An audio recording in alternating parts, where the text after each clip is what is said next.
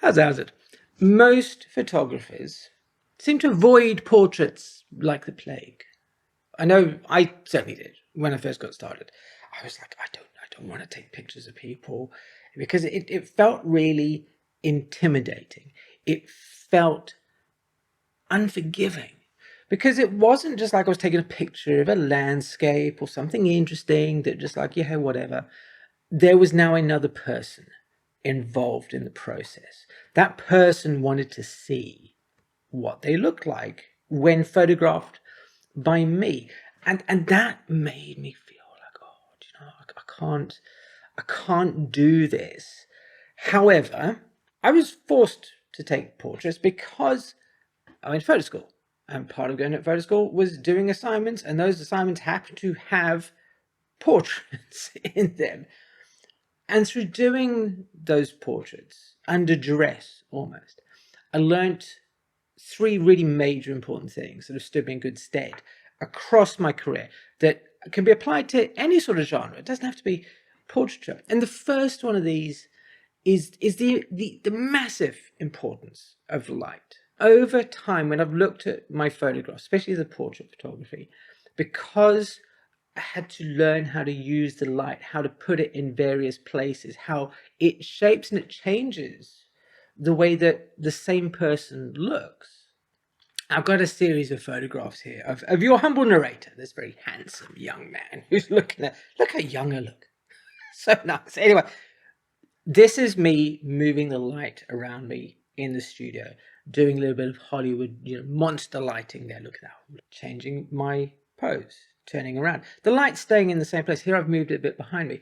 This is a little exercise that I was taught by a chap called Mark Cleghorn, that it unlocked all of the difficulty that I had, not just in studio lighting, but also lighting when I'm outside taking pictures of street scenes, or landscapes or whatever. And it's something we touch on in the workshops that we've got coming up in Milton Keynes and Vienna. There's a link in the description box below.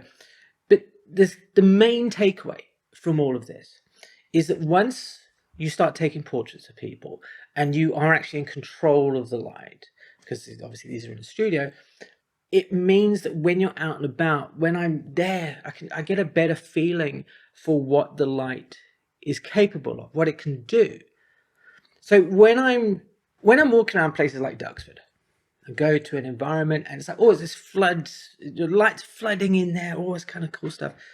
But I can look at this and go, do you know what? Okay, the light is in front of me. So I know that because of the portrait photography aspect, that's going to give a rim light to the person.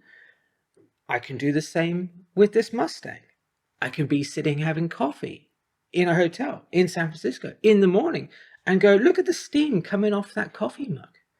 What if I put the light just, or in this case, the coffee mug rather, to the side of it, so it shapes the mug, so it picks up the steam against the darker side. This all comes from taking portraits. This understanding of what light is doing. Look at this. This is the side of a Goodwill. It's cold. It's not cold. It's super hot, but it is visually cold. It's austere because the light is like basically flat onto it. Something that I know from taking portraits, when you have flat line in front, just kills any sort of perspective, any sort of depth or feeling or form to the face. Having that hard light, having that brutal burningness coming on to that wall makes it feel exactly how you feel looking at this. There is no such thing as bad light. Portraiture has taught me that it's what you do with that light, it's how you position the subject, how you use what you have that separates the good picture from the bad picture. There is a common concern that comes up whenever I talk to people about taking portraits, and it's like, Alex, I don't know what to say to people, and I've seen this in action, and it is painful to watch. And this is not me having a go at people and dissing them and saying, "Oh, you're pretty useless," or so, because I was exactly the same. That reason why I didn't take portraits is because I was a bag of nerves when it comes to wanting to take pictures of people. There was a lady at photo school who I think she was a fine art student, and I thought she would make a great photograph. And I was so overwhelmed with anxiety about asking her to take a picture. I've got a friend of mine, it's Dave Goffin, he's got her to come and pose me. And the pictures look stilted, making the shoot feel relaxed, both for yourself and for the person who you're photographing. Do two things. Number one is give them something to do. Give them something to sit on, give them something to lean against or hold on to. Okay, standing just stock still rigid does not help anybody. They feel uncomfortable and you feel like you now have to give them direction for all of them, their body. And the next thing is ask them questions. Hey, how did you get here today? Was it an okay journey? Did you get lost? Oh, there's roadworks. Something that just kind of breaks the ice. So there is a lady here who I really enjoyed photographing, actually. So her name is Tiger. Right? That's her actual name. Her name is Tiger. And she came in to the studio, and I was like, yeah, hey Tiger, how you doing? You know, we got a bit of a chat, and that was fun. So she'd come in for a test shoot for me to try. So this is like literally the very first picture that I took of her, and I can see it's like she's okay, but she's got that kind of standing there, not quite sure what you want me to do sort of feel going on. And I had a long conversation with her, and it starts off, what do you do for work? Oh, she's an accountant. And what would you do if you know you weren't an accountant? And she actually said she would like to do some acting, I think. And that sort of sparked a conversation, because I've got something to talk about. Oh, you're acting, like what sort of stuff? And towards the end of the session, because now granted I'd had the luxury of spending an hour and a half with her, that we'd had this conversation that took us to, I want to be an actress and all this kind of stuff. I said, I've got an idea. I've been toying with this concept of putting white face paint on people and then very contrasty black and white. I've taken a cue from Vincent Peters here. This is something we've talked about in the past, is seeing work that resonates with you and then trying to emulate it as a starting point. And so by this point, look at these photographs. This is a completely different person. This is in the same shoot, but now she's relaxed. Now she has a role that she can inhabit, right? I said to her, look, by this point, we've got a bit of a rapport going. I said, think about times that you've been sad. And she said, oh, do you know, I would be so sad because she loved her bunny rabbits. I said, okay, think about your bunnies. Think about bunnies you've had in the past. And it was something for her to channel. Can you see, you build up this conversation. It doesn't need to be so full on, deep, meaningful stuff. You just need to ask the person who you're photographing about themselves. It is literally that easy. We are our favorite subjects. Now, how can you apply that to any other types of photography? Well, firstly, it's given me a lot of confidence. Confidence that I don't need to rush things, that I don't have to kind of go through machine gun my way very, very quickly. That if I have the luxury of time, I can work a scene. I can work a portrait, I can work a street scene, I can work a landscape.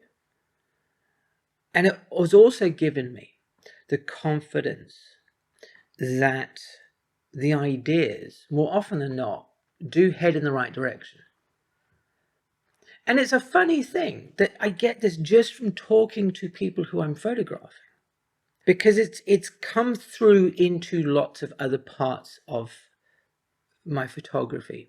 If I'm on the street and somebody says, don't photograph this building or something like that, there's a particular building in London where they're very pissy about having pictures of the building. I'm also I'm happy to go, do you know what, dude? Okay, that's fine. No big deal. Because I've got the empathy with the people who I've been photographing in the studio of knowing when they feel uncomfortable, knowing when they start to kind of like, they're not actively saying, I'm not enjoying this, but I'm kind of tense because I hold it in the hand. So it's like this, and you can see there's one picture here where she's hiding away. It's this picture. Her face is nice and relaxed, but look at her hands. She's holding her hands, and it's not super tense, but there is some tenseness there. So that empathy, that being aware of what's going on, of making people relax, of being able to talk to people. And this can go when you're asking people if you could photograph in their building or whatever, is to just, don't blurt out, can I come photograph in your building? Is to say, hey, how you doing? Love the building. It looks really, really awesome. Are you somebody who can help me here? Because I would like to take pictures of it.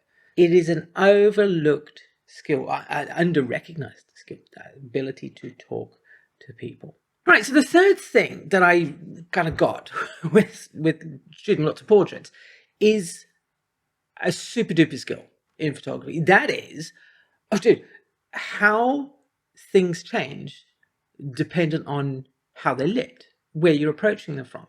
I've noticed from going through a lot of my photography that I really like backlit images. Things where the subject has rim light. Now that comes from studio photography, which is kind of weird because I don't particularly like rim lighting in my studio photography. Go figure. But it has been so important to realize within my own career that things do look different, that people do look completely changed depending on where the light is falling onto them, how they look at the light. Like I do this and my face is all broad lit, and then I do that and it's still broad lit because the light's over there. But move the light around people and it completely changes. This beautifully, if I do say so myself, because it's my picture, I'm quite proud of these. This more classic, painterly sort of look, it gives some structure to this lady. It shows off the outfit. I love that top, by the way. When I saw the top, when she brought it, I was like, oh my God, that is amazing. Right?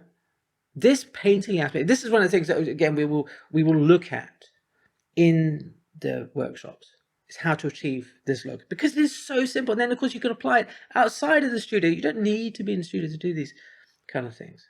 Changing what the image looks like by being aware of what's around you, of having to use different vantage points, of using different props, framing. There's a series of images here that I did of a conductor, once again for Pussy magazine, which is sadly defunct these days in the way of a lot of magazines. And we went to the State Theatre in Bloemfontein because it's like, he's a conductor, right? And I was like in the foyer, I'm going, okay, what are we going to do here? Right. And I've been chatting with him and he's quite relaxed and what have you. And then I looked at this chair, that chair looks pretty cool. Because the rest of the foyer, it was okay. But it was like, there was like posters for things and stuff like that. So I wanted something a bit clean. Remember? Simplify your image. So I went, we need to get down on things. So looking at chandelier, and there happened to be a balcony. It's like, we can get on the balcony. Shoot down. Look how it's shooting through the light. There's a bit of visual interest.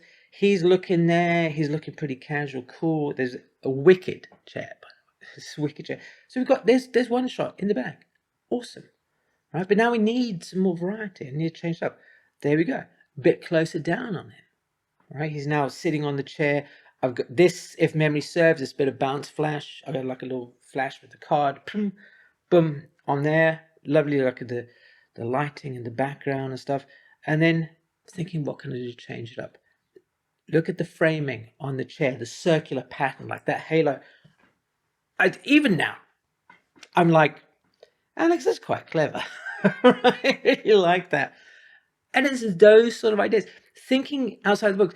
And it all stems from looking at somebody and going, how best are they going to look? What is their good side? Do they look good in profile or do they not? Right? Do they do certain things? Is there something in this room that I can use to make this portrait better? Or if you're out in the street, what is that thing? How does it look like from where I'm standing now? Is there something that can make it look better? These are the questions that start becoming second nature, right? Certainly they do to me. When I am putting into practice all those things that I've learned through the 30 years of being a reluctant portrait photographer. So if portraits scare you, that's the reason to try them. There is a lot you can learn about your photography in general by looking at doing portrait photography. And if you want to come join me in Milton Keynes or in Vienna, there's a link in the description box below. We're going to go into this, how to talk to people, how to pose, get the fundamentals, and give you more confidence in your portraits. So thank you ever so much for watching. It's been awesome, and cheerio.